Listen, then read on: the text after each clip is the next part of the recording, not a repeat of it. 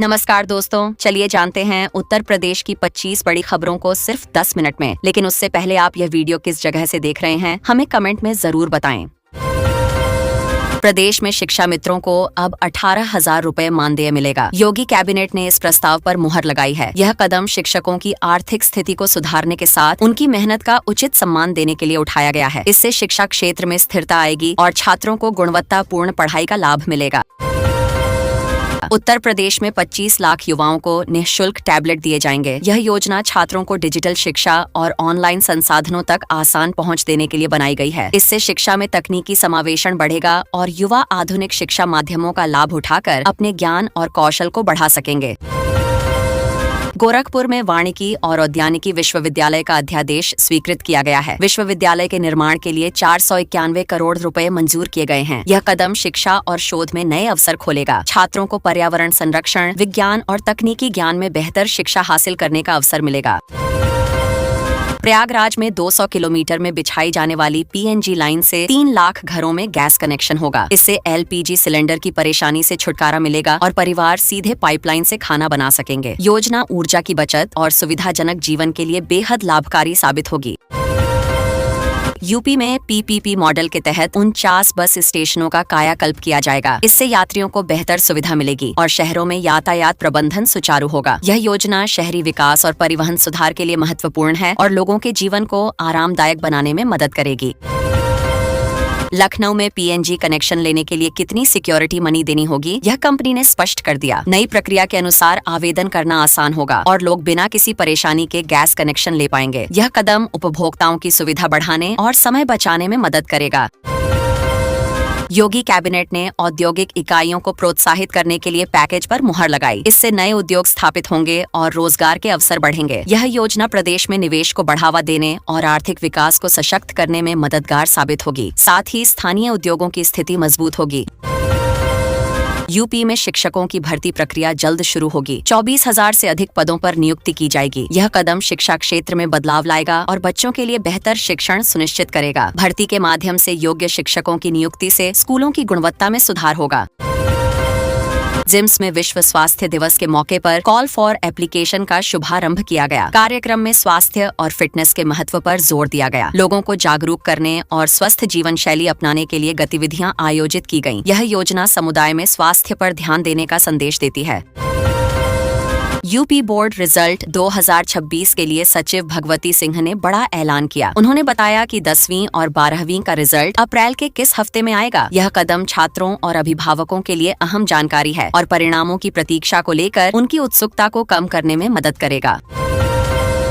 मेरठ की central market को लेकर एससी ने आदेश दिया, जिससे व्यापारी रातों रात अपना सामान समेटने को मजबूर हुए। अदालत के निर्देशों का पालन करना जरूरी था। यह कार्रवाई मार्केट को व्यवस्थित और सुरक्षित बनाने के लिए की गई, ताकि व्यापार और ग्राहकों की सुरक्षा सुनिश्चित हो सके। ताजनगरी के 85,000 घरों में पानी की सप्लाई नहीं हुई। आज और कल भी सप्लाई बाधित रहेगी। पानी की आपूर्ति के लिए वाटर टैंकर की सुविधा के नंबर जारी किए गए हैं। लोग इन नंबरों से टैंकर की सेवा लेकर अपनी जरूरत पूरी कर सकते हैं। यह योजना आपात स्थिति में राहत देती है। यूपी में स्मार्ट मीटर लगाने पहुंची टीम को लोग वापस भेजने पर मजबूर हुए। ज्यादा बिल आने की शिकायत के कारण अनिवार्यता खत्म कर दी गई। अब लोग चाहें तो पुराने विकल्प चुन सकते हैं। यह कदम उपभोक्ताओं की सुविधा और संतोष बढ़ाने के लिए किया गया है। ग्रेटर नोएडा की तरह नया आगरा स्मार्ट और सुरक्षित बनाया जाएगा। मुख्यमंत्री योगी आदित्यनाथ ने इसका उद्घाटन किया। योजना शहर के विकास, सुरक्षा और आधुनिक संरचना पर केंद्रित है। इससे नागरिकों को बेहतर जीवन स्तर मिलेगा और शहर में व्यवस्थित और सुविधाजनक वातावरण तैयार होगा। 20 जिलों के व्यस्ततम 172 मार्गों पर जाम से मुक्ति दिलाने के लिए रूट मार्शल तैनात किए जाएंगे। यह कदम यातायात को सुचारू करने और लोगों को समय पर अपने गंतव्य तक पहुंचाने में मदद करेगा। योजना शहर में व्यवस्थित यातायात और नागरिकों के जीवन को आसान बनाने का प्रयास है। एलपीजी हो या ना हो, बायोगैस पर खाना बनाने वाले परिवारों के लिए आवेदन प्रक्रिया बताई गई है। इससे परिवार बिना किसी कठिनाई के बायोगैस प्लांट लगवा सकते हैं। यह योजना ऊर्जा की बचत, पर्यावरण संरक्षण और सुविधाजनक खाना बनाने के लिए लाभकारी है।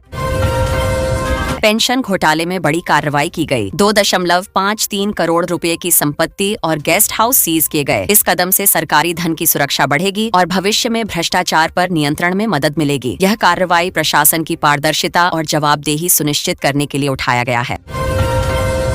सेंसस 2027 में लोग खुद भी जनगणना करवा सकते हैं। इसके लिए मोबाइल नंबर से वेबसाइट पर पंजीकरण करना होगा। यह प्रक्रिया लोगों को सुविधा देने के साथ सही आंकड़े एकत्र करने में मदद करेगी। योजना जनसंख्या डेटा को सटीक और अपडेटेड बनाएगी। प्रयागराज में गोमांस की बिरयानी परोसने वाले रेस्टोरेंट को सील कर दिया गया। 4 आरोपी सलाखों के पीछे हैं। प्रशासन ने नियमों का पालन सुनिश्चित करने के लिए कार्रवाई की। यह कदम स्थानीय कानून और सामाजिक मान्यताओं के अनुसार उठाया गया।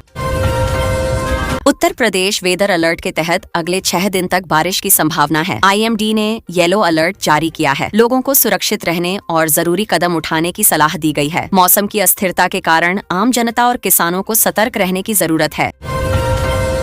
IMD वार्निंग में बताया गया कि देश के 12 से अधिक राज्यों में तेज बारिश, आंधी और ओले गिरने का खतरा है। अप्रैल में मौसम अचानक बिगड़ा है, जिससे खेती और सामान्य जीवन प्रभावित हो सकता है। प्रशासन और लोगों को सतर्क रहने और सुरक्षा उपाय अपनाने की जरूरत है।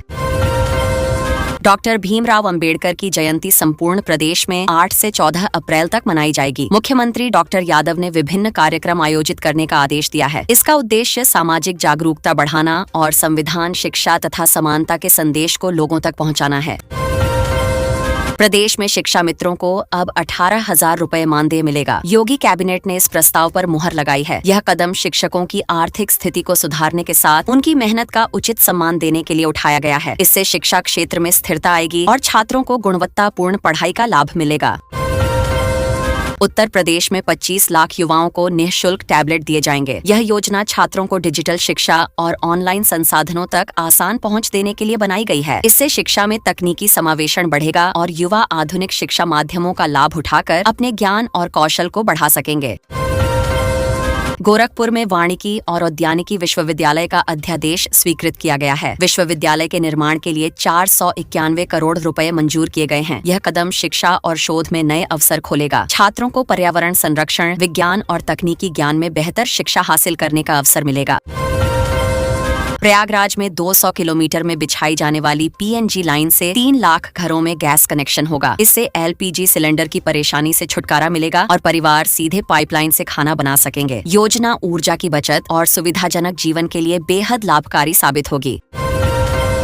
यूपी में PPP मॉडल के तहत 49 बस स्टेशनों का कायाकल्प किया जाएगा। इससे यात्रियों को बेहतर सुविधा मिलेगी और शहरों में यातायात प्रबंधन सुचारू होगा। यह योजना शहरी विकास और परिवहन सुधार के लिए महत्वपूर्ण है और लोगों के जीवन को आरामदायक बनाने में मदद करेगी। लखनऊ में PNG कनेक्शन लेने के लिए कितनी सिक्योरिटी मनी देनी होगी, यह कंपनी ने स्पष्ट कर दिया। नई प्रक्रिया के अनुसार आवेदन करना आसान होगा और लोग बिना किसी परेशानी के गैस कनेक्शन ले पाएंगे। यह कदम उपभोक्ताओं की सुविधा बढ़ाने और समय बचाने में मदद करेगा। योगी कैबिनेट ने औद्योगिक इकाइयों को प्रोत्साहित करने के लिए पैकेज पर मुहर लगाई। इससे नए उद्योग स्थापित होंगे और रोजगार के अवसर बढ़ेंगे। यह योजना प्रदेश में निवेश को बढ़ावा देने और आर्थिक विकास को सशक्त करने में मददगार साबित होगी। साथ ही स्थानीय उद्योगों की स्थिति मजबूत होगी।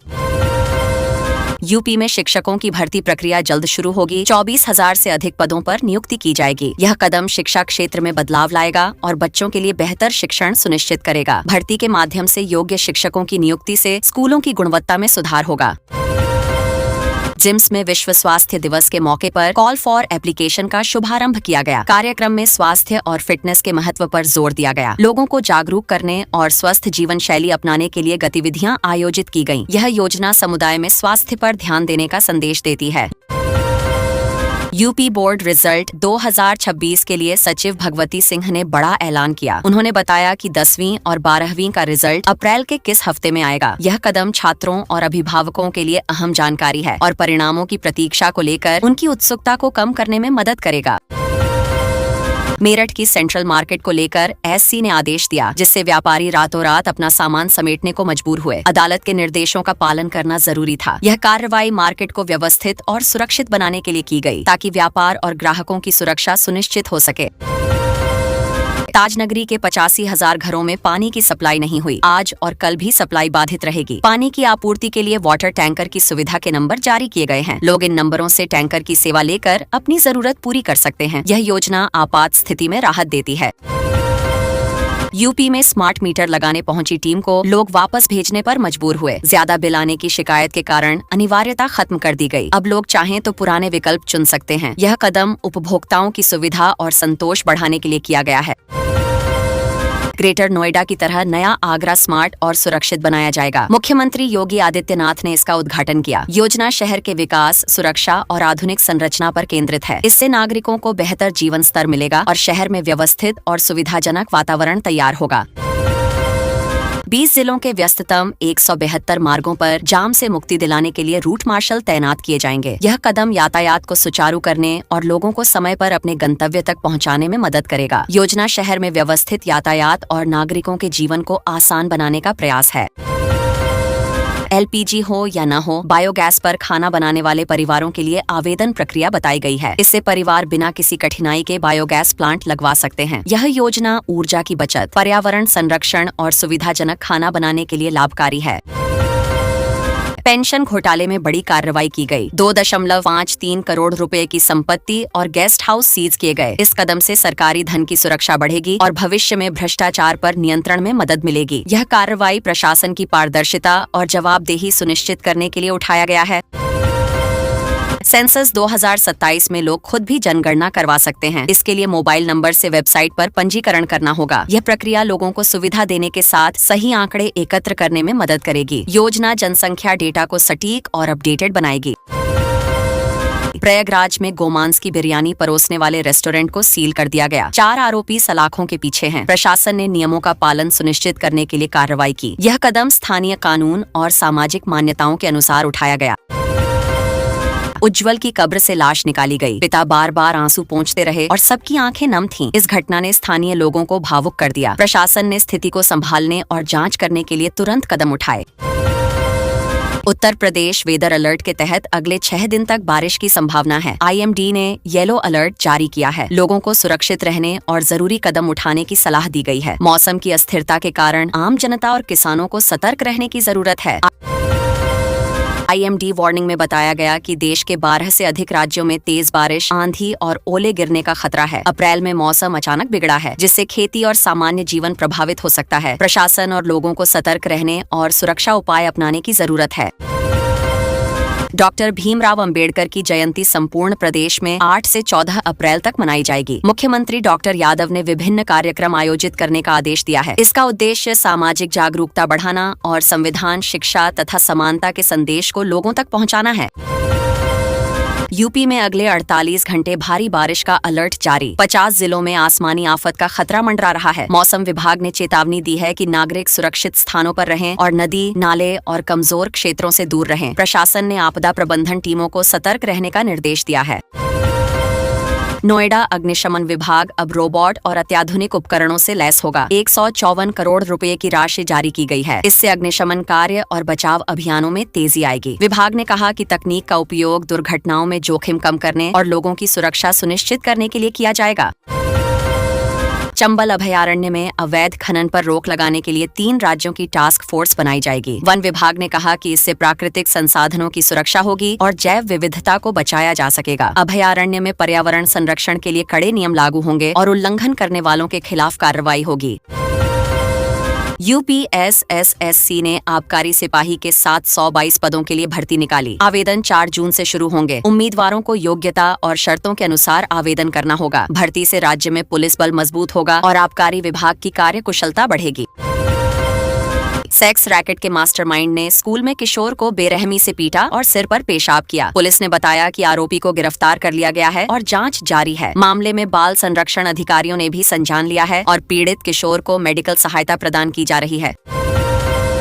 गर्मी को ब्रेक मिला, आंधी पानी का टेकओवर शुरू। यूपी में अगले 72 घंटे प्राकृतिक घटनाओं का प्रभाव रहेगा। मौसम विभाग ने चेतावनी जारी की और लोगों से सुरक्षित स्थानों पर रहने की सलाह दी। प्रशासन ने कहा कि राहत टीम और बचाव दल सतर्क रहें और नागरिकों को जानकारी उपलब्ध कराई जाए।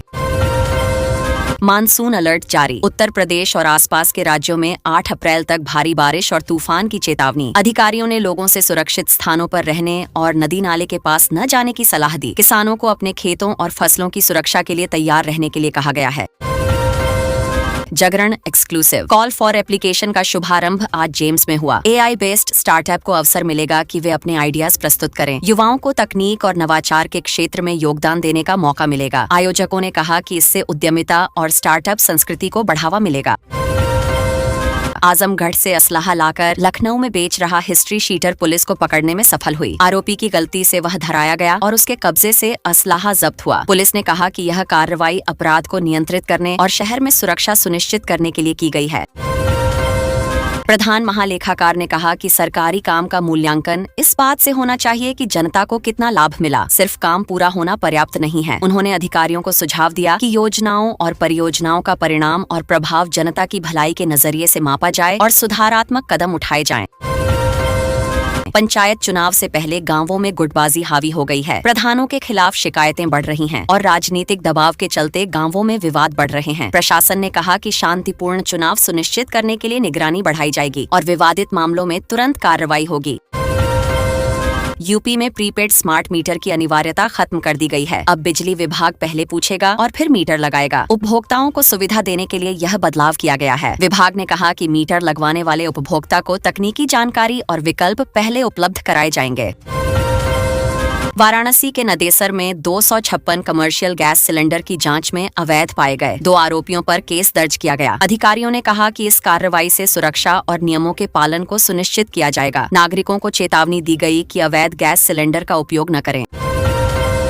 सीएम योगी ने कहा कि सपा का विकास केवल सैफई तक सीमित रहा। उन्होंने विपक्ष पर निशाना साधते हुए कहा कि उनकी नीतियां पूरे प्रदेश के विकास में योगदान नहीं कर पाईं। सरकार ने विकास कार्यों और परियोजनाओं को पूरे राज्य में समान रूप से लागू करने की योजना बनाई है। उत्तर प्रदेश के शहरी इलाकों में अवैध प्लाटिंग के खिलाफ प्रशासन ने सख्त कदम उठाया है। बुलडोजर कार्रवाई की चेतावनी दी जा रही है, जिससे लोग प्लाटिंग नियमों का पालन करें और भविष्य में किसी भी तरह की गड़बड़ी से बचें। यह योजना नागरिकों के हित और शहर के विकास के लिए बेहद जरूरी है। बुंदेलखंड क्षेत्र में जल जीवन मिशन के तहत हर घर तक पानी पहुंचाने की समीक्षा आज की गई है। अधिकारियों ने सुनिश्चित किया कि लक्ष्य समय पर पूरा हो और ग्रामीण क्षेत्रों में पीने के पानी की समस्या कम हो। योजना के तहत पानी की सप्लाई सिस्टम को मजबूत करना और लोगों को स्थायी सुविधा देना मुख्य उद्देश्य है। सरकार को सीधे भूसा बेचने का नया विकल्प किसान के लिए 15 अप्रैल से शुरू होने जा रहा है। इससे किसान सीधे मंडी में जाकर बिक्री कर सकेंगे और बिचौलियों का खर्च बचेगा। कृषि विभाग ने कहा कि इससे किसानों को उचित दाम मिलेगा और राज्य में खरीफ फसलों की योजना को बेहतर तरीके से लागू किया जा सकेगा। दिल्ली एनसीआर में 20,000 में तोता और 2 लाख में उल्लू की तस्करी पकड़ी गई। बागपत में कन्नौज के तस्कर गिरोह का पर्दाफाश हुआ। पुलिस ने कहा कि यह कार्रवाई वन्य जीव संरक्षण कानून के तहत की गई है और दोषियों के खिलाफ कड़ी कार्रवाई की जाएगी। श्री संकट मोचन मंदिर में पहली बार संगीत समारोह के साथ साहित्य का कार्यक्रम भी शुरू हुआ, जिसमें स्थानीय कवियों और लेखकों ने भाग लिया। मंदिर प्रशासन ने कहा कि अब यह परंपरा हर साल आयोजित होगी, ताकि कला और साहित्य का संगम भक्तों के लिए प्रेरणा बन सके और बच्चों को भी रचनात्मक गतिविधियों में हिस्सा लेने का मौका मिले।